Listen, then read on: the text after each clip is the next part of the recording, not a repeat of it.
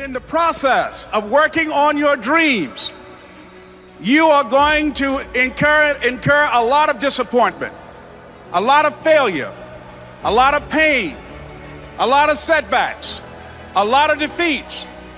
But in the process of doing that, you will discover some things about yourself that you don't know right now.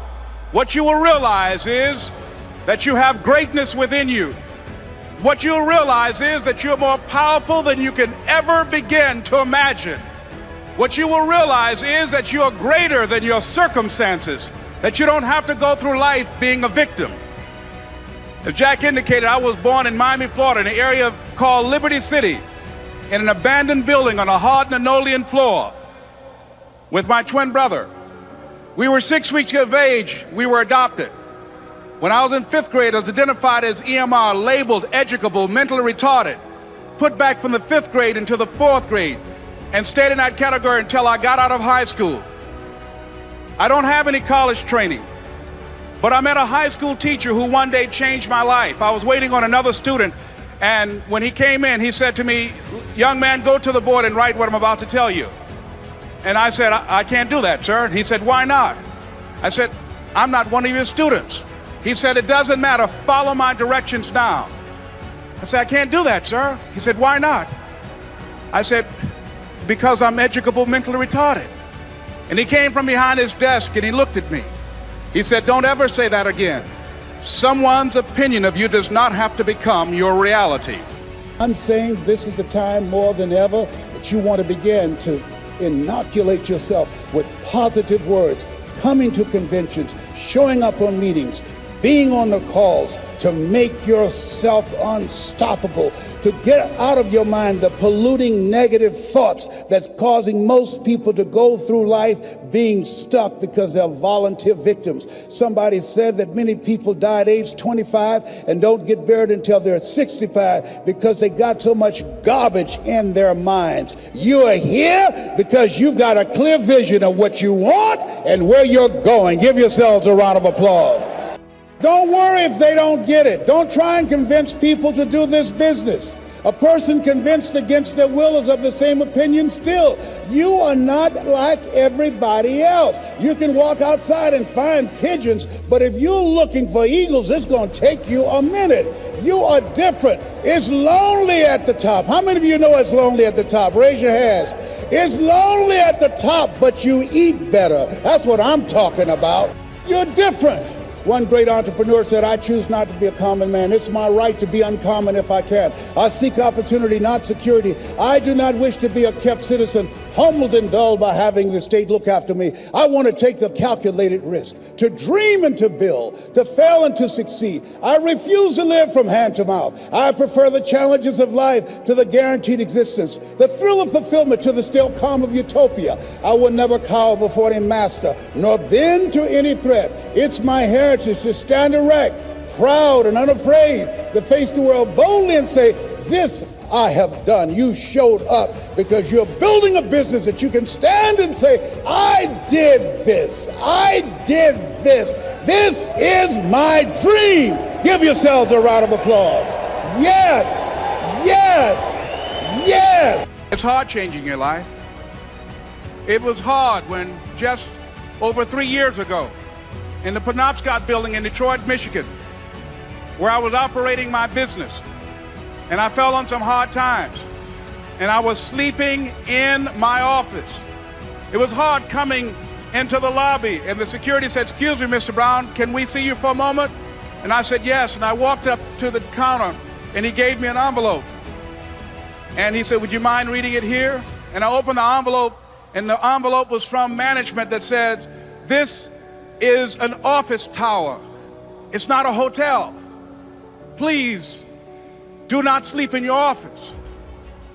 And I said, "Excuse me, sir." I said, "I just work long hours in creating my business. I'm an entrepreneur. And right now things are bad for me, but they're not going to be this way always. And I just asked for the opportunity to continue to operate like I'm doing. I'm not trying to make this my home." And it was hard coming through the lobby. And sometimes they would laugh. There's a guy talking about becoming successful. And look at him. He's bathing in the bathroom upstairs on the 21st floor. He sleeps on the floor. Him and two other dreamers up there. Look at him. It was hard, ladies and gentlemen, coming to speak to people. And I was facing financial difficulties in my own life. I was behind on my bills and my dreams, and I'm saying to them, you can live your dream. It was hard, ladies and gentlemen.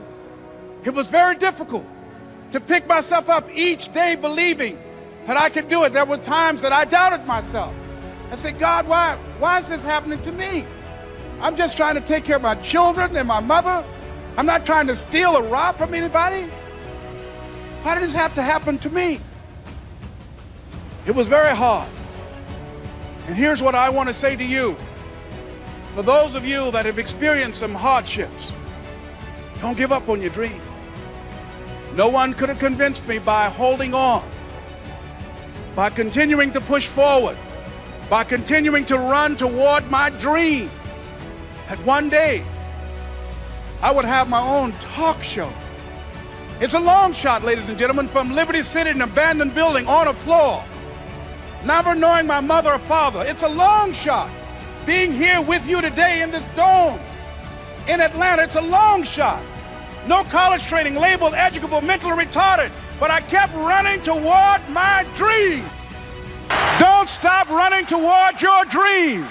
Here's what I discovered that happens to you in life, that you will go through things, and while you're going through them, you can't understand why it's happening to you. But after you go through it and you get back and you look at it and you say, oh, now I understand why I needed that lesson. Have you ever happened to you? Raise your hand. Has it ever happened to you that I couldn't understand it then, but after I got through it, then I saw that was preparing me for bigger and better things. That as you go through the challenges of life and you look at it and embrace whatever comes to you, don't run from it. Step toward it. Don't try and duck it like most people do. See, most people want it easy. See, easy come, easy what? Easy go. See, but when you go at what you're going to deal with and you deal with the difficulties of it, when you handle those hard things close at hand, making those hard decisions right now that you don't want to make, learning those things that you don't like to do, but you know that in order for you to get where you want to go, this is one of the hoops that you have to flip through. And I'm saying to you, whatever you got to do, do it, because if you don't, life is going to whoop you until you surrender and say, okay, all right, I cooperate, okay, I learned, okay. It had to wear me out a long time. So if it's hard, then do it hard. You're going to focus to develop your skills. The guy was the new owner of a baseball team that was in the basement of the league when he took it over. He went to the picture and he said, what is your best throw? He said, well, I got a good curveball and I've got a good fastball. And he went on talking about his different throws. He said, but tell me this, what is your best throw? He thought for a moment. He said, I've got a good fastball. He said, that's all I want you to work on. Nothing else. Just develop your fastball. The next year, they went to the World Series. Most people don't know where their fastball is. Most people go through life never discovering what their talents are. Most people never develop their talents.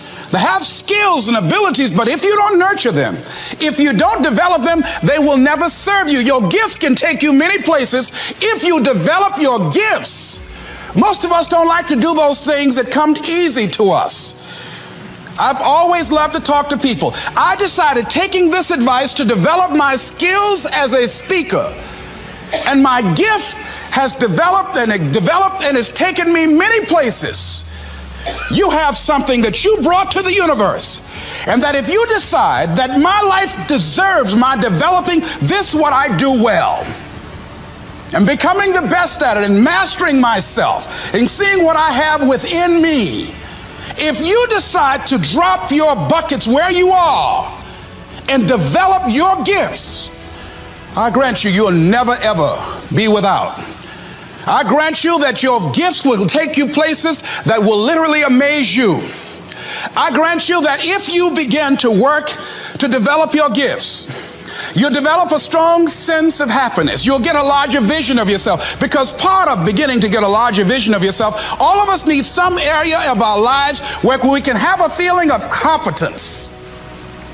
That people know when they think about this area, that's something you do. That you eat and sleep that. And that you do that. You do that. And people know it. And you know it. So you've got to work on it.